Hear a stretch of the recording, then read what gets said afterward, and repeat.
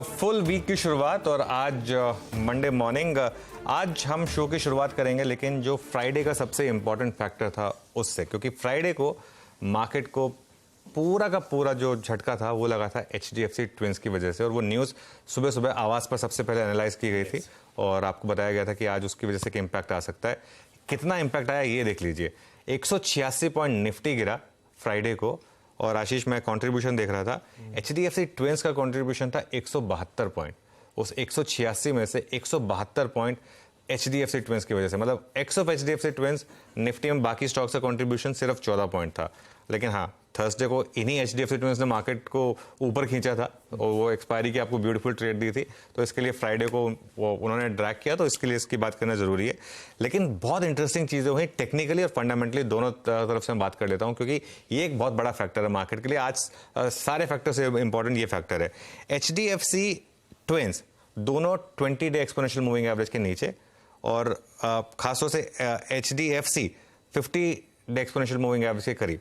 HDFC bank 20 और 50 day में दोनों के नीचे और 100 एक्सपोनेंशियल मूविंग एवरेज के करीब। तो काफी सेलिंग एक ही दिन में क्लियरली यहां पर विजिबल हुई। लेकिन जो सबसे इंटरेस्टिंग चीज हुई आशीष, और कई लोगों ने पूछा है इसका सवाल, एचडीएफसी में डिलीवरी सेलिंग हुई 1600 करोड़ की, एचडीएफसी बैंक में डिलीवरी सेलिंग हुई 3000 करोड़ की।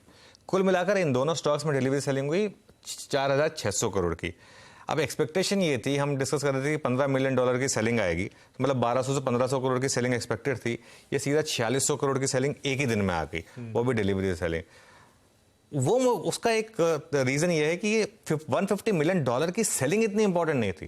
वो जो $3 बिलियन की बाइंग आनी थी वो नहीं आएगी, वो ज्यादा इंपॉर्टेंट थी। और हमारी मार्केट में क्या होता है, कोई वेट नहीं करता कि जिस दिन एक्चुअल एडजस्टमेंट होगा उस दिन जाकर हम करेंगे। 11 तारीख को रिवीजन होना है, अब आप उससे पहले ही आपने वो जो है सेलिंग प्रीएम्प्ट कर ली।